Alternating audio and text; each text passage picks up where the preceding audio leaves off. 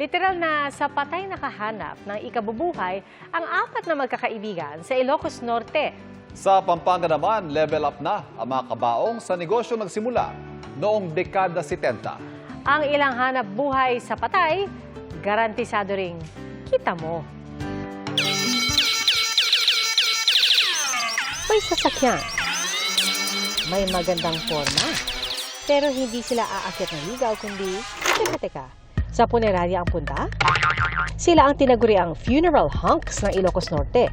Magkakaibigang rumaraket sa punerarya na nagsimula lang daw sa biroan. Nagjo-joke lang kami na pwede ba kaming sumama ganto-ganto. Like, nagtatawanan lang kami.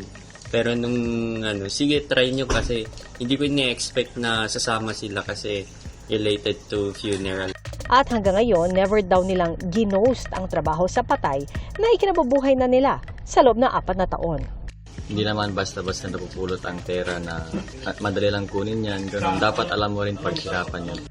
Till death do us part na nga rin ang peg ng kanilang friendship dahil looking forward sila na sabay-sabay na makapagtapos ng kolehiyo. Buhay na buhay rin ang kabaong business na ito sa Santo Tomas sa Pampanga. Name it, they have it. Mula sa kabaong nagawa sa kahoy hanggang sa ataul na metal. May aesthetic ding monochromatic at marble ang design. International ang nais, ang kulay brown na ito from the US parawang style.